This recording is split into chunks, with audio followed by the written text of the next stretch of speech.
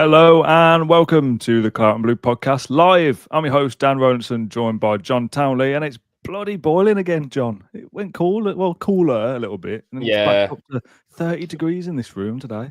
Madness. yeah. Firstly, if there are, I think we've got a relatively sizable American audience. When we complain about the weather, It's how different. do we explain to them that it's so much different? Our It houses is. are built to lock in heat. We're not prepared for this. We don't have aircon, and it just feels terrible when it's hot It's over so here. sticky, isn't It's it? And it's muggy and different. horrible. Yeah. For the next few days, not good. It was nice when it like 21 degrees, 21, 22. 22, That's lovely, fine. yeah. Yeah, Yeah. yeah, yeah. Dry, Yeah, calm, I bit of breeze. remember. Yeah, I remember when I went to America for the first time 2 years ago for the summer series that Villa did. I remember getting out of the airport in Washington, and I genuinely thought at that time, I'm not sure I'm going to be able to do this because of the heat, and it was like Yeah. every step I took was like a whoa. It was like I was on the moon or something. Like, I just felt so different. Like when But you're in the aircon airport and the sliding doors open, you go, whoa, yeah, what's this yeah, heat yeah, I'm in yeah, now? yeah. Yeah, I Yeah, remember yeah. that. Which is usually nice, but Oh, when you're doing it for work and you know you're going to do a lot of walking and a lot of activities, it felt like, oh dear, like this yeah. this could be a problem I haven't thought about. But There'll be Americans out there googling like 28 degrees, going, "That's only like 90 Fahrenheit, man. That's not that bad." It's like, trust me, it's bad over here. yeah, Anyway, less about that. Although I'm at a wedding at the weekend, it's 35 degrees, got full suits and everything. Oh, mate, I've yeah, well, dreaded yeah, it. Honestly, yeah. absolutely dreaded it. Right. Anyway, we're here today for a live Q&A special. We did a Q&A on Monday, which we produced live, but all of the questions were sent in on our Aston Villa Claret and Blue mailbag. However, today, as you can probably tell from the first couple of minutes, we come to this show with nothing, and we're relying on the live chat to set the agenda for the show. There's already a few coming in straight away. Don't be offended if I don't answer your question. It may be that I suspect we don't know the answer, and we're just going to move on to things that we can answer and talk about. There's a few already from Scott and TMF who say, "What's the update on Boubacar Kamara's contract? If he doesn't plan on signing a new one, do you think Villa are thinking ahead on the potential of signing a new central midfielder?" Now, this is something that I think is really interesting, actually, because obviously that contract offer has kind of been on the table, much like we heard about Douglas Luiz last year. Yeah. I do wonder whether it was dependent on Champions League qualification and that Boubacar Kamara is happy to see out his contract essentially, or see out another year. I don't expect him to leave in the summer, not as like an insight thing, but just as like my opinion. I think we'll want to keep hold of him. But it's kind of like if the contract's there and you want to stay, you would have signed it by now. Like I don't think Kamara will sign a contract with us, is my gut guess. Well, what I would say is, firstly, obviously he joined us on a free transfer, so this is something that Kamara's done before in his career. However, Villa are in no position to let a player like him run down his contract. You're right there. I thought I was just So drinking out my juice, and I thought there was a fly or something in the bottom of the glass when I saw it on the camera, but I don't think it was. Carry on. Sorry, mate. yeah. So this year is obviously, if let's put it this way, if Kamara is kind of setting his head that I'm not going to sign a new contract, which by the way is no information. I think if anything, he will sign a new deal. It's just Yeah. when that Okay. happens and for how long. For example, if Villa get Champions League next season and we qualify for it, if he hadn't already signed, then I'd like to think that he would have then, if that makes sense, because you've got Champions League coming up. It might not be a 5-year deal, but it could be a smaller. I don't know, but let's just hope that he does it soon. Obviously, he's been in talks since where are we back in April now, like a long time. So clearly, he, for different reasons, felt like he didn't want to sign that contract initially. Or maybe he waited, as you said there, Dan, for the Champions League, didn't get it. And it'll be a situation where if we don't get Champions League again, he won't sign a new deal, and Villa will have to then cash in because we can't let a player of his value dwindle. Even with 1 year remaining on his deal, there's still a decent amount of money that can be made there for Kamara. But I hate the idea of selling players on the cheap. So if you told me now Boubacar Kamara will not be signing a new contract and he'll be worth this amount of money next summer, if that's not something that Villa would be happy to do, then I think you've got to sell him now because you have to think of the financial element of it. But what I would kind of wait for is for him to I don't want to say change his mind because he hasn't set in his mind yet that he's not signing a new deal or anything like that. He just hasn't signed it yet, which kind of promotes those feelings of, well, maybe he won't. Hopefully he signs that deal and the kind of noise evaporates. And I think what will happen is that he would play next season anyway, deal or no deal. Deal or no deal? Yeah. Noel Edmonds. And then maybe next summer you'd see something happen. And that would be kind of a crossroad of, well, we haven't got the Champions League, so he goes, or we have, and he would commit his future to some extent. But that's if he doesn't sign now. So, yeah, I don't have any information in terms of whether he is any closer than what he was a few months ago. Like, talks were progressing well. But again, I think surely it would be quite obvious that not getting the Champions League would be the reason why. So yeah, we'll see what happens in the coming weeks. But I hate the idea of our players, their contracts dwindling, and we have quite a few players now who have entered the last 2 years. On the top of my head, Jacob Ramsey, McGinn, Cash, Yuri Tielemans. There's a couple of Bailey you wouldn't expect to be with us anyway.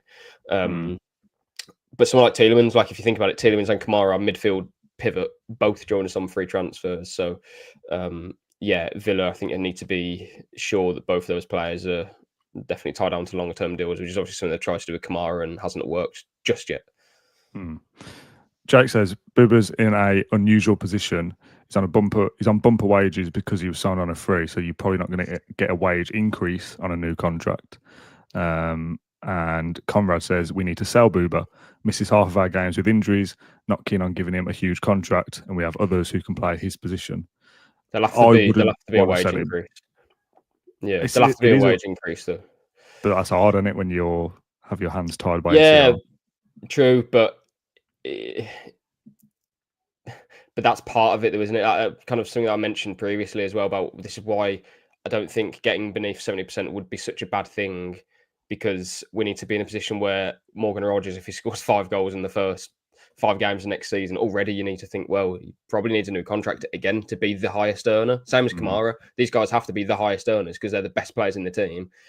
They have to be rewarded for that. If they're not going to be, well, sell them then, because obviously when the time's right, but they're not going to renew deals if you're not going to reward them, are they? Because it's then for them, if you're offering them the same money, there's no progression there for them. If they're thinking, well, I'm not in the Champions League and I'm earning the same amount of money, what's the incentive for me to sign here again with Villa? So you have to reward them somehow, and taking players like Coutinho off, selling someone like a Martinez who's on big wage, and you think that you can replace him. I'm not saying that will happen, but that's if you're going to sell him, you have to believe that within Villa. So that's why it's really important to bring down the wages quite substantially, so you can then go again. You don't want to be you don't want to be on the precipice every single summer and your wiggle room's really low. You want to have a bit of wiggle room to reward players and improve your chance of keeping them. There's a question here that I don't know the answer to, but you might, and it feels like it probably isn't right, from Scott. Do bonuses contribute to SCR? So, for example, can the club reward players through bonuses rather than a higher wage? That isn't something that I know, to be fair, but I would assume any kind of bonuses still counts. Yeah, you would have thought so. Yeah, that's. It sounds like a very easy loophole that would have been exploited by now. So like you'd be on 20 grand a week, but when we finish in the top half of the league, you get £1 million, £1 million or something. So it should all still count. And I would have thought without actually having looked into it. Kozo says greetings from Tokyo. You must be one of our only viewers or listeners in Tokyo. What's so fair play, mate. I got a friend who's living in Tokyo right now. Have you actually? Maybe it's your friend. Yeah, he's a Blues fan, so I won't talk about it too much. You won't be on this then, will you? Yeah, he's walking the catwalk as a model, which is crazy. Oh, right. Okay, 20 to 9 in Tokyo, so not that late, to be fair. Okay, well, thank you for joining us. Jay Collette, morning, gents. I've got a season ticket today, so very chuffed. Congratulations is my initial instinct. I don't know whether that's the right word. I had a few. I've had a few messages off people telling me that they've got a season ticket, which is great, and I will respond to them. No, you don't forget. Yeah, well, we did like a piece the other day, and I don't know if this is a question that will come up.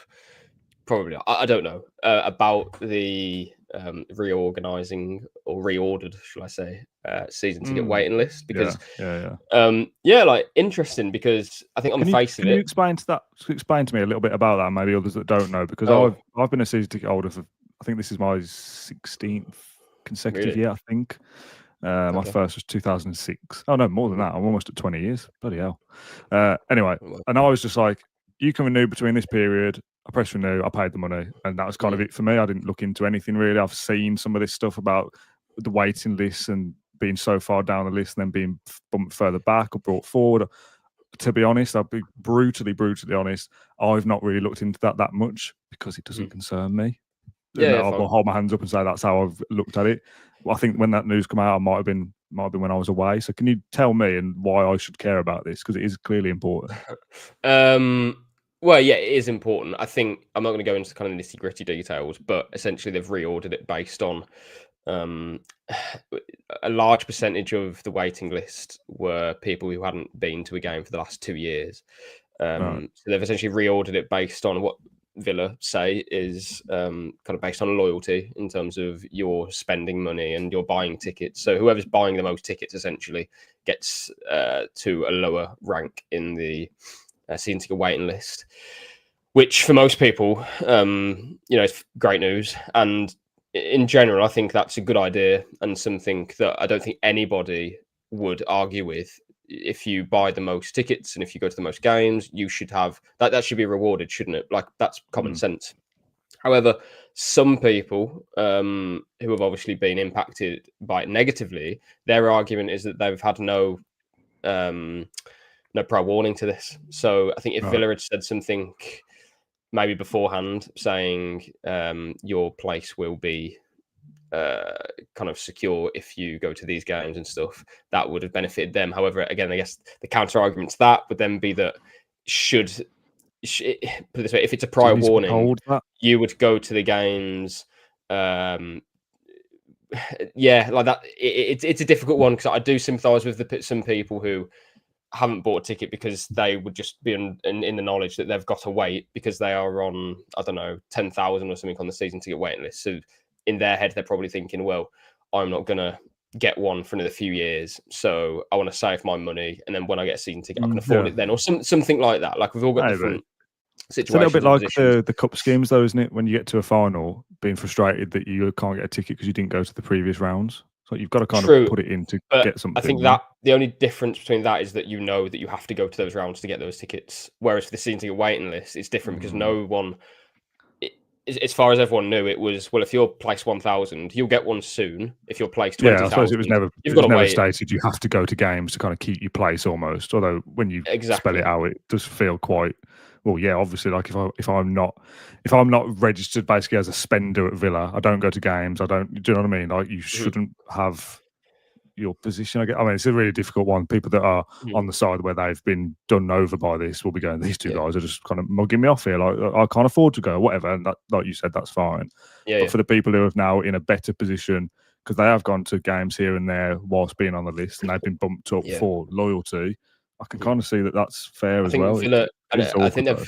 think they've done it purposely, not telling anyone because in their mind, that is probably weirdly, that probably is the fairest way to do it because You can't kind of game again, the system. as we said before, it gives different people an opportunity, I suppose. But then I absolutely do sympathise with the people who, some of them will never now get a season ticket in their life because they've been pushed all the way back and they might have been on it for 10 years. That would be incredibly frustrating to be there for 10 years. True. Say you went to most of the games in season, well, we obviously had COVID, but you get what I'm trying to say. In the last 5 years, I mean, before last season, you had so many games, but then last season you didn't go to many because you just can't afford it or whatever it may be. Yeah. And now you're all the way kind of at the back because some other people have gone to more games than you. So I think it's really difficult. What I would say is I don't think there was an easy way for Villa to do it at the same time, though, because again, if we go back to if they told everyone that this is what's going to happen, it wouldn't have done anything, I don't think. It might have moved some people down a little bit, but ultimately the people who are at the start are thinking, well, I'm placed 200. I need to go to these games. So it doesn't actually reshuffle it. And that's what they wanted to do because I wanted to, in their eyes, reward loyalty. But even that, I think it's difficult because loyalty, if you've been on a season ticket waiting list for decades, there's a lot of loyalty in that as well because you would have gone to games and bought things. So yeah, difficult one really. I understand all elements and all arguments from both sides. Really, it's probably one where and probably not best place to talk about it. I'm trying to give some viewpoints, but there will definitely be other viewpoints of people who've got a season ticket now and people who have lost out on them, essentially, to kind of put them in a room and they can debate it and talk it out between themselves. But yeah, like that's kind of the basic arguments I think that we've presented there. Okay, all right, let's move on. Something potentially less divisive. Although, to be fair, doing this live, we've already spoken about things in the first 15 minutes that I think if we came to this with a plan, we wouldn't have spoken about, which is why we do episodes like this from time to time. Could there be a chance Rodgers becomes the striker, says Sam, instead of signing one? We talked a little bit during Rodgers' time about could he play as a false nine, if you want to call it that. If Watkins was injured, for example, could Rodgers be the focal point for a run of 5 or 6 games? And to be honest, I do think he has got some of the hallmarks to play that role, potentially. Would I feel comfortable on September 2nd if Villa feel like they need a forward and don't sign one and they go, well, Rodgers can play there? No, I wouldn't be comfortable with that. Yeah, for me, no. Absolutely get it, because Rodgers has the ability to lead the line for most Premier League teams, even though he's not a number 9. But we're a team who's trying to finish 4th next season and win the Europa League and do all these brilliant, nice things. It would be shoehorning, and we don't want to be shoehorning next season, do we? So, yeah, like, does he have the ability to do it? Of course. Can he do it for 20 minutes in a game? Yeah. And Emery's done that. He often says how Rodgers is so important because of his versatility that he can play on the left, right, down the middle, 10, pretty much anywhere. But if you're lining up, like when you start a game, you want that lineup to be a team that plays in the not the Club World Cup final, any sort of final. This is the best team to win this game. Rodgers playing up front isn't that. So yeah, during a game things change and formations and positions are so kind of fluid now that it's not really a thing. But no, you want Watkins as your number 9 if he stays, and then I would want a backup to him as well, like what we had with Durant. I think it's I think that's vital. I don't really want to go into next season with the thought of not having one. I do understand though we have got business to do elsewhere first. Yeah. Marlon. Yeah, no, you're right. Marlon, I'd be happy to have. Yeah, sorry, I've kind of forgotten about Marlon again there, but that would be okay for me for the start of the season and see how it goes. You always need a player who's capable of leading the line, and Marlon is definitely that. It's just a different way. You do see players change position. Ollie Watkins was a winger, and now we think of him as a number 9, a striker, an out-and-out forward. So Morgan Rodgers coming through as a number 10 or a left-sided forward. Maybe in 5 years he is a kind of heavy man, up-front unit, kind of throws his weight around, holds up, links well, that kind of thing. However, for right this second, I don't see him as that player, and he will be much more valuable to Villa playing in positions that aren't the main number 9. So precisely that. Do that. Yeah. Right. Dan Matthews says, I've only just joined, so this may have been covered. It hasn't. But is there any update on the naming rights at Villa Park? It's kind of, there were a few murmurs, wasn't there, that this might be on the cards, and that doesn't mean that because it's gone a little bit quiet that it won't happen. But I wouldn't be surprised if this was something that was sorted within the next 12 to 24 months. I think there's probably other things you do before that. Yeah, as far as I was aware, it wasn't, how do I put it? It's naming rights isn't anything new. Do you know what I mean? So I'm sure they would have looked at this a couple of days or weeks after taking over at Villa. So I don't think it's anything new that they've just thought, oh, hold on, we can do the naming rights of Villa Park. I think it's just in the world of PSR and making money and selling assets and all these different things that I think people kind of think, oh, wow, like, actually, that's a good idea. So, yeah, I wouldn't be surprised if it happened. But also, I don't know about any timelines. Because, again, it's not something that's just come on the radar now. It's something that they would have thought about many times, and it hasn't happened yet. So, but yeah, definitely something that I'd be up for as well, because I think we've gone past the point now where I think we've sort of spoken about this before, but I don't think people care about what the stadiums are called that much. Of course, you don't want your stadium to be called. I don't know. I can't think of what, but you know, an email address of some sort. But I'm kind of gonna track it. Everyone's going to recognise it as Villa Park. Goodison this Park is kind of the thing for me. Yeah, you sell it for a sponsorship. But and people, we've talked about this before. If it's 50 million a year, yeah, brilliant, go for it. Firstly, it's not going to be anywhere near that. But what are the unless it's like a company deal, like it's Fortress Investment Villa Park, it's Wes and thing. Yeah, get it. There's value there for them. If it's like the Screw Fix Villa Park, what are Screw Fix getting out of that? Because everyone's just going to call it Villa Park anyway. Do you know what I mean? Like the brand don't really get anything out of that. Yeah, it's signage. It's yeah, I suppose it's very small here, but on Soccer Saturday it was like a Screwfix or whatever. Like other I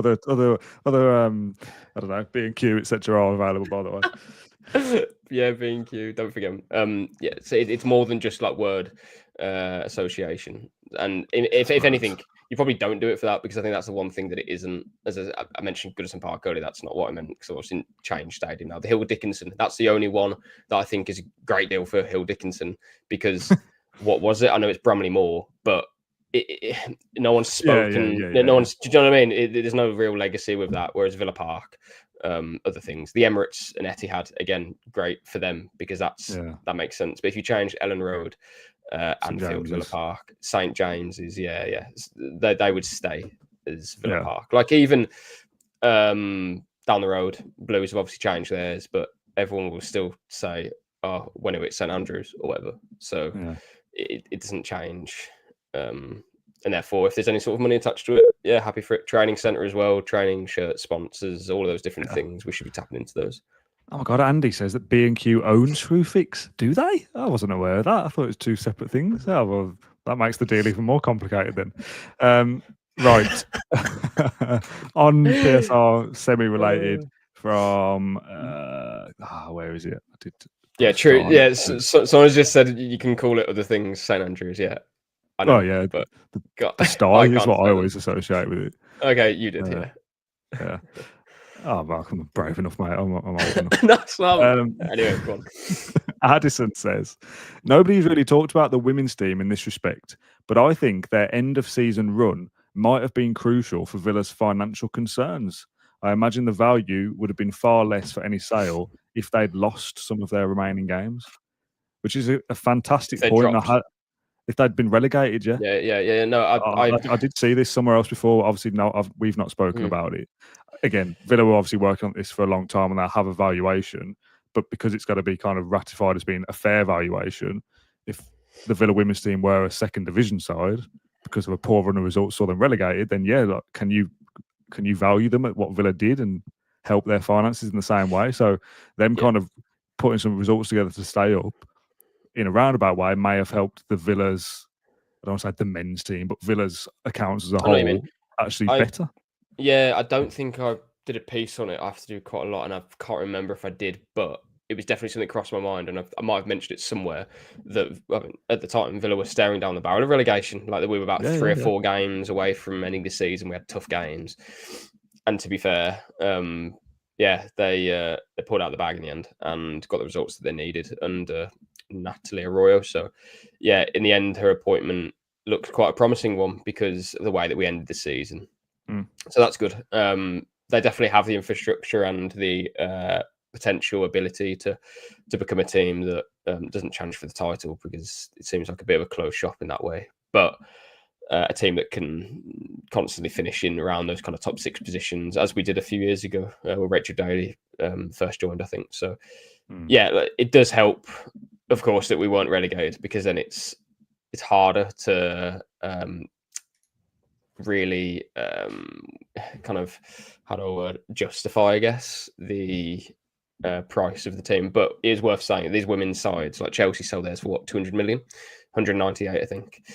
That's based on what it can become in 20 years, 25 years. Like if women's sport continues to grow at the rate it is, they think that will be worth this amount of money. And it is also justified to a point, because there was a USA-based team. Is it Angels? I can't remember what it was called now, but they were sold for something in the region of that $190 million, I think it was.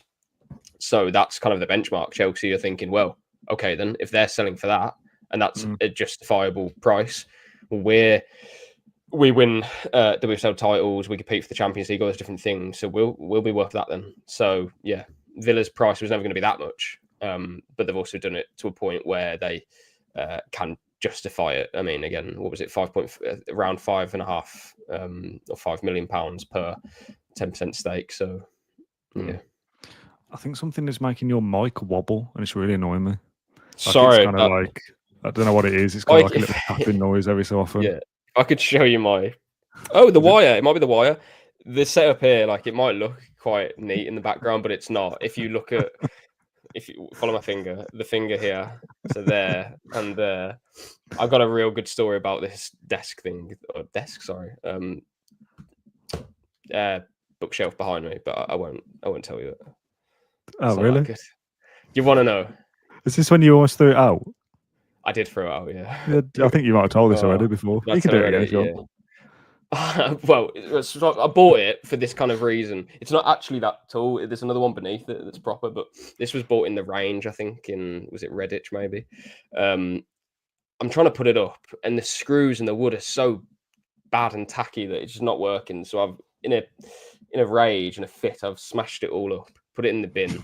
10 minutes later, realised, like, it's one. I need this just bookshelf for different things. So I've got it out of the bin, not washed it, but like cleaned it down a little bit and then put it back up. And I don't know how it hasn't fallen on my head, to be fair, but it's survived for now. Like, genuinely, if you could see the top of it, it's mad. There's screws sticking out and all sorts. But that'd make for a great social clip if that just collapsed on your head now. As long as you were fine, obviously. Yeah, but it could be at any point. Really could. Okay, good. That noise is still happening, by the way, so we'll have to look into that another time. I feel like it maybe just your desk is like constantly moving or something. Yeah. Well, if I sit straight, I'll try and investigate another time. Right, where do we want to go to next? Bear with me. There's a few questions about youth prospects. We kind of, I don't want to say skirt around it, but we'll get asked these questions quite a lot. Like, who's the next kind of cab off the rank, basically, from the youth team? Like, who's going to break through to the first team next? And the easy answer for a while was like, oh, someone like Rory Wilson scored a lot of goals and contract situation, blah, blah, blah. He looks all right. Then it kind of, everything goes away a little bit. And we've definitely spoke about this before in the nature of doing this live. We understand not everybody listens to every single episode that we do.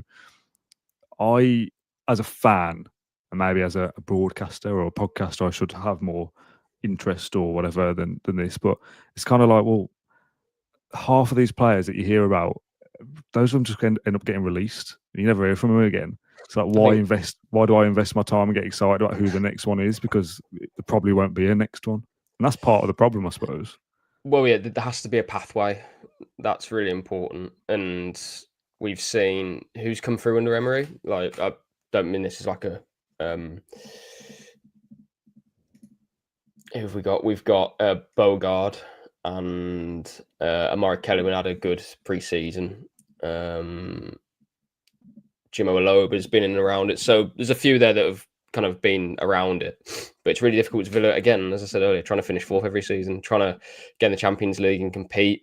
And it's difficult for youth prospects to get the opportunity. Again, it's nothing really pointed at Emery. He's here to win, and he's here to win now. He's not here to build 10 years and then someone else take it on and whatnot. Like when Dean Smith brought through Jacob Ramsey or different players. So yeah, it's tricky. Villa's youth setup is strong because we have players there who definitely have careers in the Football League, ones who can also do something, of course, in the Premier League later on, maybe.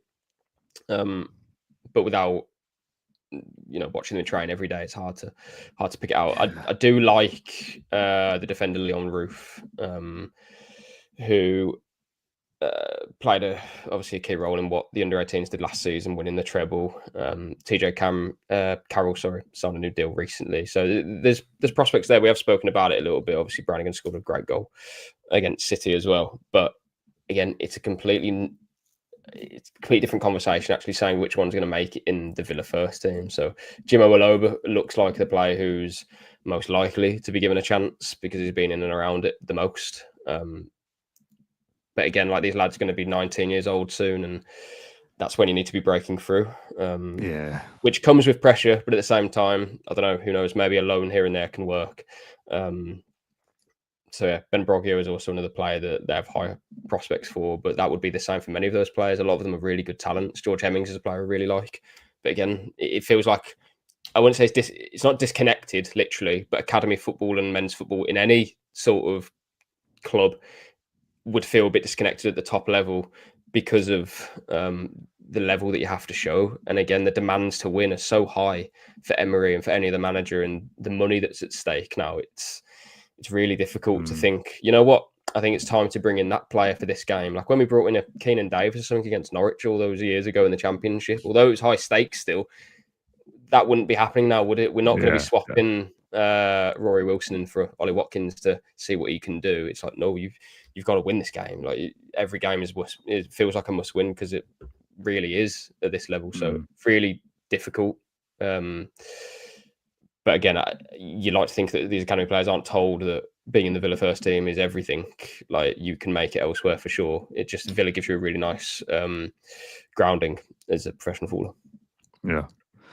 Zola says, in the Conference League, Champions League last season and FA Cup, we got knocked out by the team that went on to win the tournament. What are your thoughts on this? Does it give us any merit? No, not for me. I like the point though. I hadn't actually thought of it like that. I knew last season with obviously PSG and Palace, I'd forgotten about Olympiacos, to be honest, but yeah, also fair. Yeah. Does it mean anything?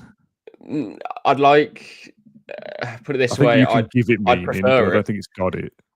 Yeah, that's basically where I'm going with it. I'd like to think it does, but at the same time, to me, that's just we were on their side of the draw in the tournament. That's essentially what it boils down to. But it's 1% more comforting knowing that the team who you lost to went on to win it. So you were, in my head at least, kind of a little bit closer. But you know, it doesn't work like that, does it? No. Next season, you have to win the Europa League. Any kind of conversation about Europa League or what do we do next season? What's the target? Win the Europa League. Like, I said it a few weeks ago that has to be the aim, has to be the goal. If we don't do it, it's a major disappointment, and I put a full stop there. Like you have to do it. There's also a new UEFA rule that I quickly want to touch on. That is that if you finish first or second in the league phase, you get a home second leg tie in the quarterfinal. Round 16 quarterfinal and semi-final. So your route to the final, you have a home second leg, which is obviously really nice. That's a major benefit, especially for a team like Villa. So first or second, there's a genuine merit for taking the league phase very seriously now. If you finish third, then third, fourth, fifth, or sixth, you can't have a home second leg in the semi-final, which sounds mental.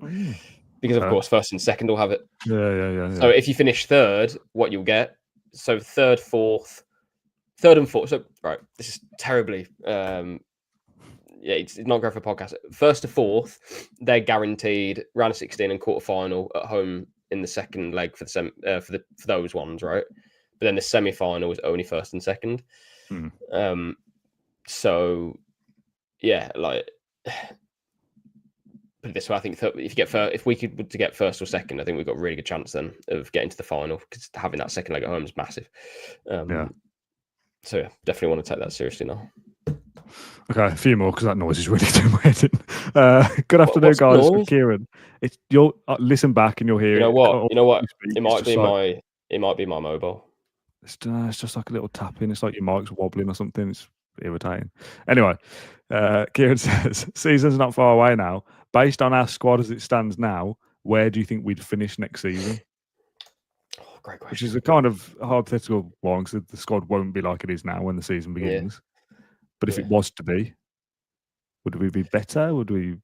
No, because we need to replace. We need to replace players, don't we? Oh God, I don't know. What do you think?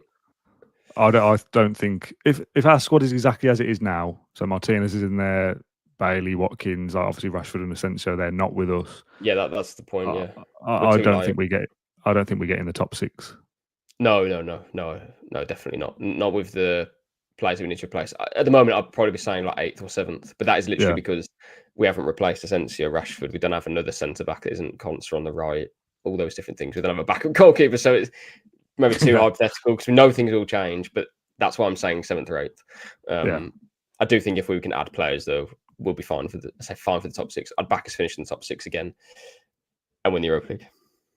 Tombo says, I can't hear anything. It's Dan's OCD again. Well, I've had some new headphones and they are good, but there's definitely a noise. If you listen, if you've got It might be headphones on, yours. you'll hear it. If you're on your TV or something, you probably can't hear it and everyone's going, what are you on about? But it's there. It's annoying.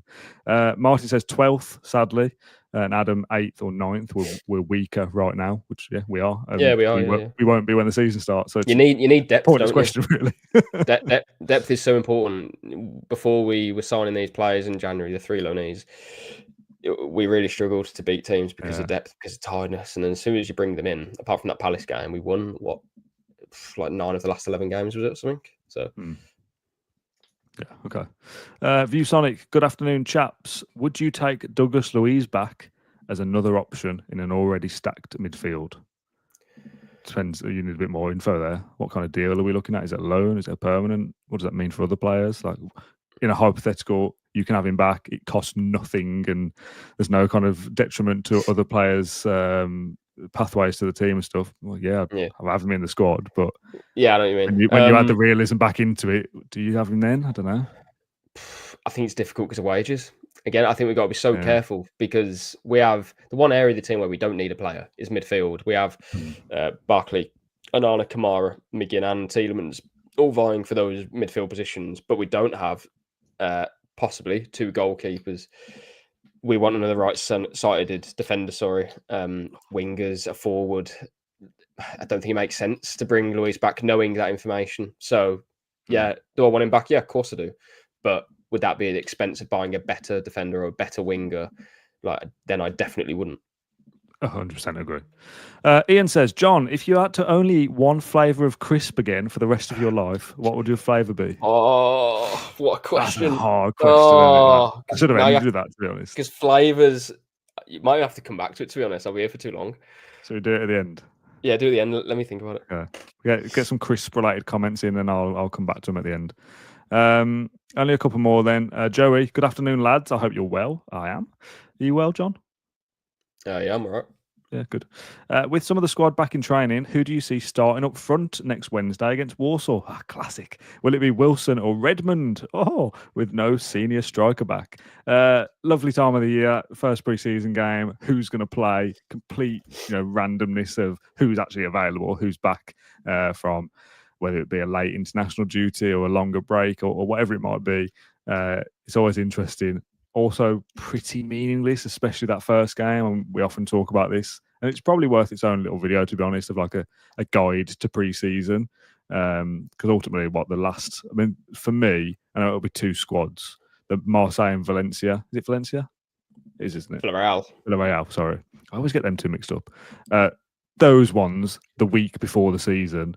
Yeah, read a bit more into that, and probably the one before it. Warsaw. Whoever plays in midfield or whatever does not mean they'll be playing against Newcastle on the first game of the season. It's so early, isn't it? Yeah, far too early. I wouldn't be surprised to see that none of the players who aren't returned to Bodimir yet play. Like maybe a couple of them will, or more than a couple potentially. But I wouldn't, if Rodgers and Watkins aren't playing and Martinez, I'm not taking that as any sort of, are they injured or is Martinez off? It's too early. So you'll see Mings, Torres, Barkley. Who else have we got there at the moment? Bogard. Garcia, Bogard. There's a few more. Ramsey, Kamara. Yeah, they'll all play, and there'll be youngsters as well. It's just a way to open your pre-season. I kind of think we have too many games, if I'm being perfectly honest. I thought really that. It seems a bit more packed schedule than usual. I mean, we have actually a thing or not. We have one more game this time than last summer, but that's because we played 2 in the space of 2 days, and presumably there'll just be 2 different squads. So the players won't be playing more, but even then, I think it's a lot. I don't know if we need this Hansa Rostock game, but I remember last season when we played. Who did we play? I was in Slovenia or Slovakia. I can't remember who they were. Can't remember. But that felt like a bit of a. What was the point of that? Because we had Louis Barry and Lewis Dobbin up front at one for I think the second half, and it was just a bit pointless. I thought they'll probably never play for us, is what I thought at the time. So, what did we learn from this?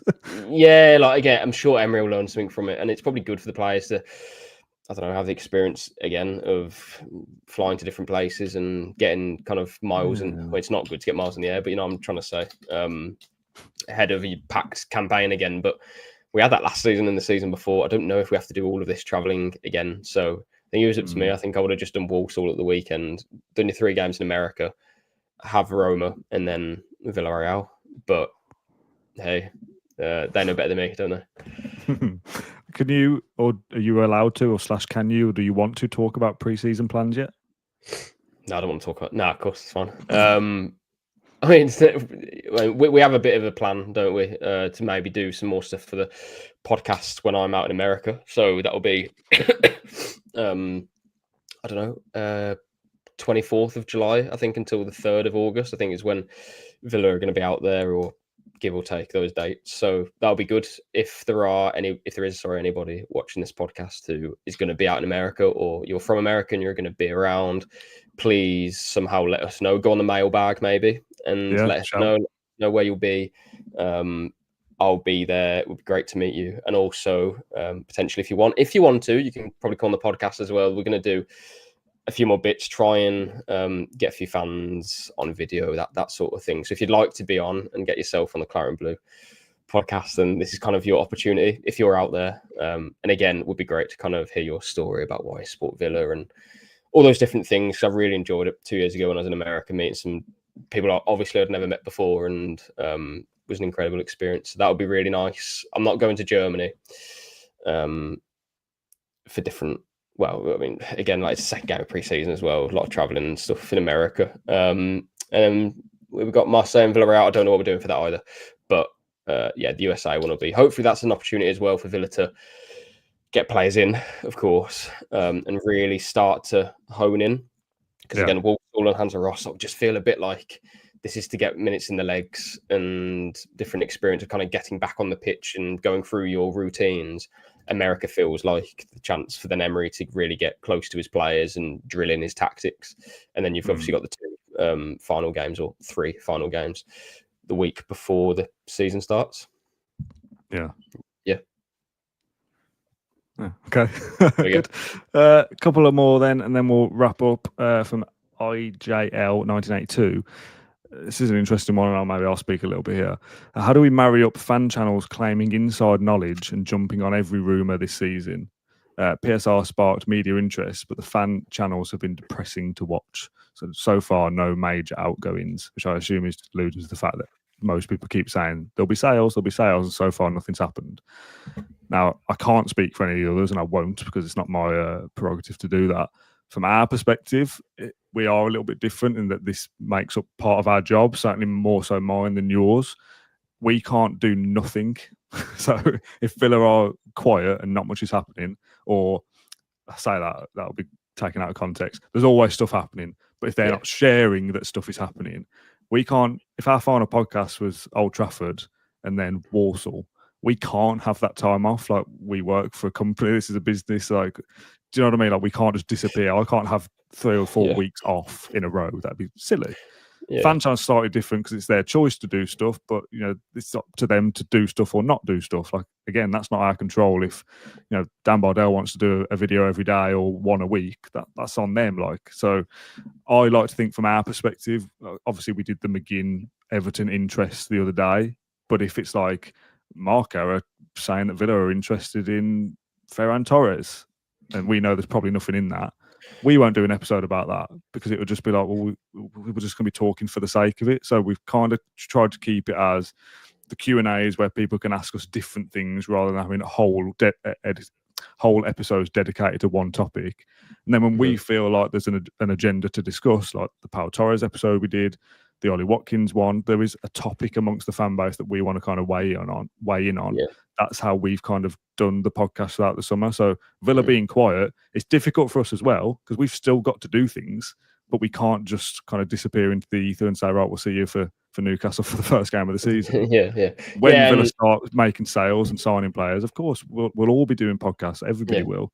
But it has been a kind of awkward summer, I would say, from a work perspective. And those things will happen. Villa are going to recruit and they're going to sell. Yeah, so of course. It will happen in time, hopefully soon. Get this window going. But I think it's important as well, like when when you say, "Oh, we can't just not do anything," equally that's not an excuse for us just to. I mean, I'm the Birmingham Mail reporter for Villa. I can't be, and I would never, obviously, regurgitate anything that I know is, how do I say it, fabricated, or I'm not going to just make things up on a podcast to get a video out of it or anything like just because it's a quiet week. That's the last thing, or sorry, the last thing. It's just not something you would do. But what I would say is that anything that we say in terms of PSR or FFP or whatever you want to say, and you think it's negative, as we said in the previous video, that's not us trying to be negative. It's, well, blame it on me then. I'm the one trying to give you news, and the news is that these are the things that are happening. Yeah. If you don't think it's positive or you think it's negative, that's fine. And in the nicest way, I'm not bothered if you think it's maybe negative. I'm just telling you what I know, what people in the club have said, all those different things. And then it's up to you to think about how you want to think about it. And that's fine.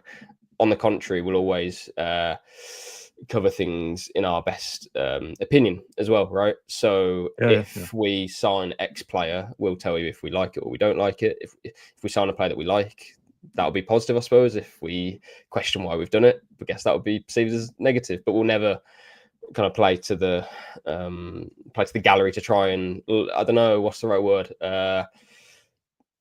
to try and make people feel like we're, I don't know, being ultra positive. I don't know how to explain it fair, but it's more, I don't know, we have a duty to tell you what's happening rather than tell you things that you want, tell you things that you want to hear, basically. And that we could have probably done that a lot in the last month, but instead you're trying to find alternative bits of content rather than just putting out, I don't know, whatever it may be.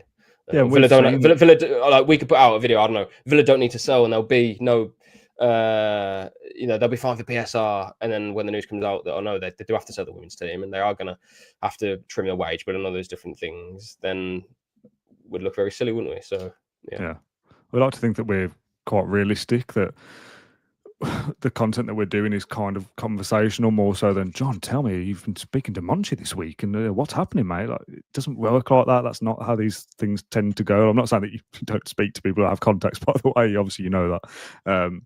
Tombo says some fan channels like to talk about rumours like we all do. How serious you take that is up to you. It's exactly that, really. That's probably the best point. People can do whatever content they like, but it's how the audience perceives it. That's up to you guys. It's kind of like the Ricky Gervais sketch that I always go back to about I don't want guitar lessons. You can either watch that video if you like and then interact with it how you like. And if you have a genuine criticism of it, then okay, that's your opinion. But you don't have to come back if you think something's negative or something's ultra positive. Either way, like whichever way you want to look at it, interact with it if you like it. That's it really. But what I think we're trying to say is that we'll never try and play to something to try and draw you back in or whatever. We're just going to tell you what we know and what we think about things. If you don't like it, you don't have to come back, and that's fine. Like exactly that. And that I think is what we're trying, or have always tried to be as a podcast. I also think the way the season ended has been I speak to my dad, true, obviously, but it's like I've not really watched much stuff or listened to stuff over the summer. It's like, well, because the season ended in a way that was disappointing. It was the easy solution is to kind of zone out from it a little bit. So we've obviously had to keep kind of ploughing away and doing content, and we've only done stuff that we've enjoyed. We haven't put stuff out going, right, we've got to do something today, otherwise we're going to get in trouble. Like, it's still stuff we're happy to do. But we've seen like a drop off in numbers, that people are less interested in certain pieces of content, and that's fine. You as the audience get to decide what you consume. There'll be stuff on the TV right now that I'm not interested in, but I ain't going to write an email to the BBC and tell them. I just don't watch it. And that's fine. It's up to you to choose what you want to consume and not. And whether that's our podcast or others, we will all cover the club in the best way that we think we can. And that's the end of that. Have you thought about crisps? I have. It's lunchtime. I had my lunch 2 hours ago. Something to do with McCoy's. Okay. I'll be totally honest. God, this doesn't play well with my. It's just like I've not eaten a crisp for 10 years or something. No. I do like crisps.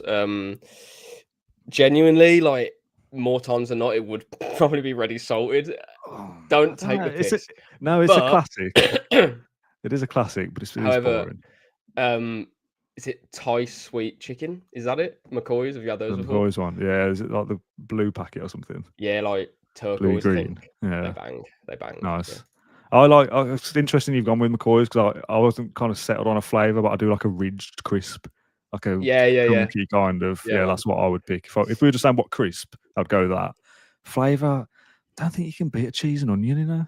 I know it's not like the most like sociable. I think If I have a it's cheese and onion in the office, you're going to know about it.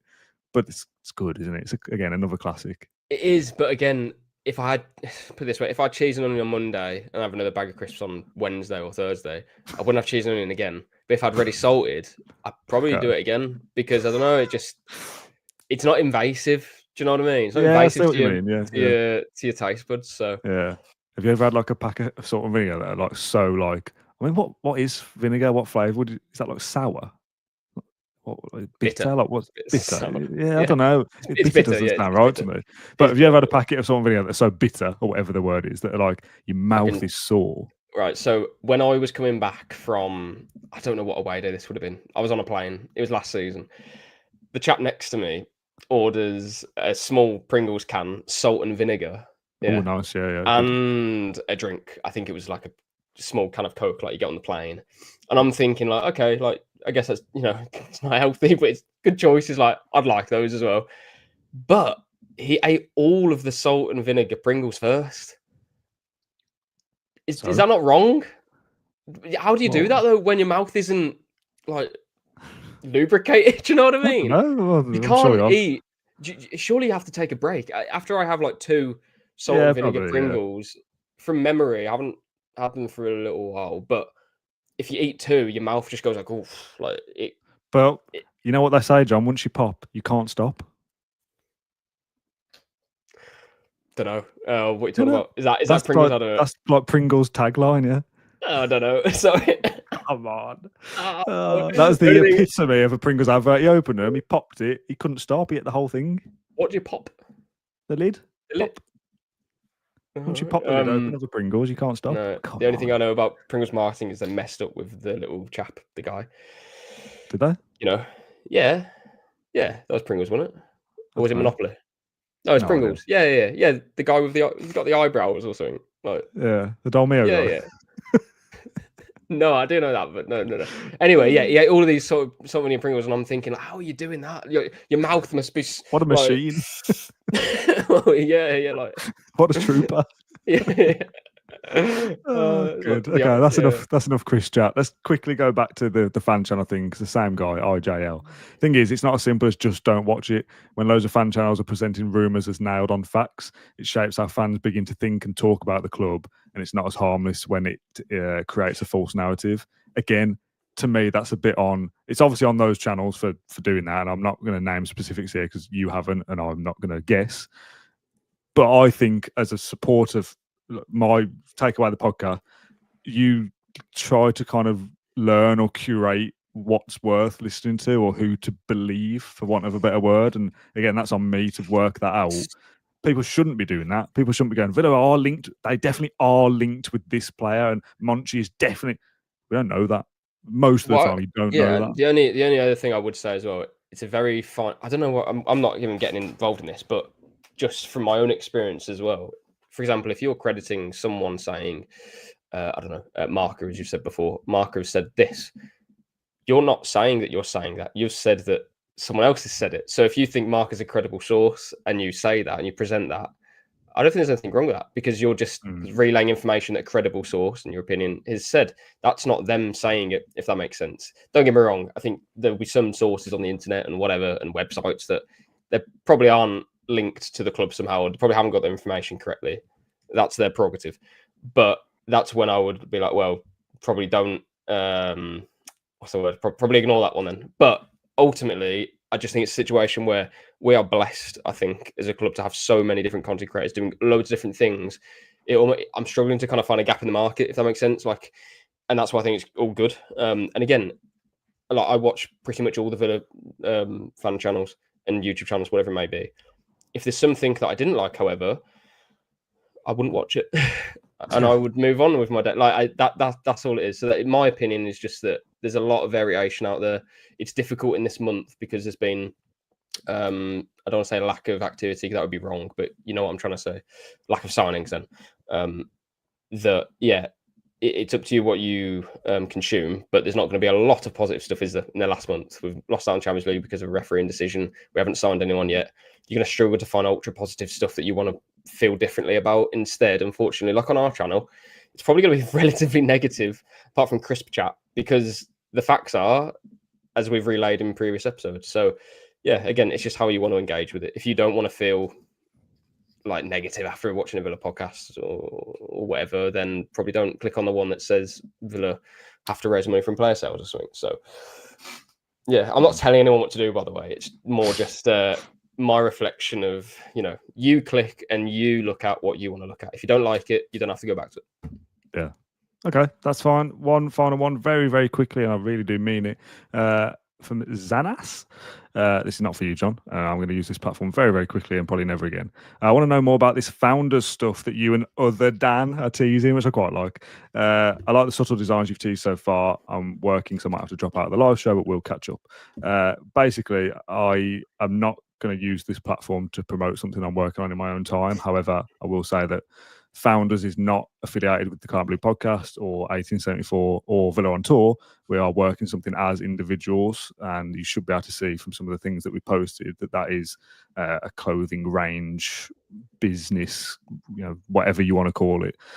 We are very, very close to be able to launch that, and the best place for you to find that information is on our personal social media. I'm not going to be sharing links to buy things or sell things on this podcast because I won't and probably shouldn't do that because it's nothing to do with the company that I work for. It's very, very different.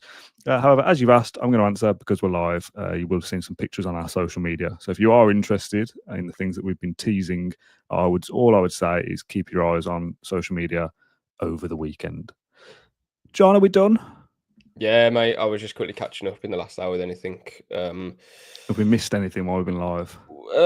Possibly. It's something that I don't have any direct sources to actually, confirm it or such in the next hour or whatever. But a Turkish reporter who is well connected, I can't pronounce his name, however, has said that Marco Asensio is possibly heading to Fenerbahce.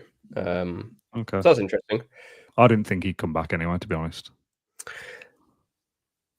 When the season ended, I did, and then it became sort of apparent as such that our wage bill is something that we have to drive down. And then I thought, well, is it useful bringing in a player who will be 30 and on big wages? And we've just terminated Coutinho's contract. Hint, hint. Maybe wise to look elsewhere. And to be perfectly honest, it's probably the right decision to not do that. So, yeah. I'm going to say the source now. I can't pronounce his name. Good God, this is so bad. Yagis Sabunachoglu. He's a chap who is well connected though, and I believe broke the Duran news like days before anyone else about him signing for Fenerbahce. So I trust him, and he's basically said that they've reached an agreement for Asensio, PSG, and Fenerbahce. So yeah, we'll see where that goes. Okay. Nice, John. That'll do us. Almost an hour done on the live version of the Can't Blue podcast. Very, very different to the show that we did at the start of the week because the agenda was set by those in the live audience. We definitely spoke about things that we wouldn't otherwise have spoken about, especially all the kind of podcasty stuff. That's very like meta, isn't it, to talk on a podcast about podcasts. But that's something that the audience want us to discuss. So we've done it. Good fun though. Enjoyed it despite the heat. It is warm in here, but good fun. You had a nice time, John? Yeah, as you said, it's hot, but I'm glad we did a nice hour. I do like the live interaction. It gets us on a ton of different subjects, not Villa-related subjects. It's good fun. Yeah, and crisps. Good stuff. Right. We will have another video going out over the weekend. That will be myself and Dan Bardell, and then we'll be back again for another... What are you laughing at? I can't even say it. Okay, tell me afterwards. Forget it. Let me do my outro. We'll be back again next week. Obviously, the rough structure is we do a Q&A, we do previews and post matches, obviously when there's games to talk about. But as and when Villa sell or sign players, we'll be jumping straight onto the podcast to give our instant reaction to things as well. So if you enjoyed the show and enjoyed any of our content, please stick with us, subscribe and follow on all the different platforms. That's really helpful. John, thank you for joining me. Thank you, everybody, for watching along live or listening on Catch Up. And we'll see you again in a couple of days. Ta-ra.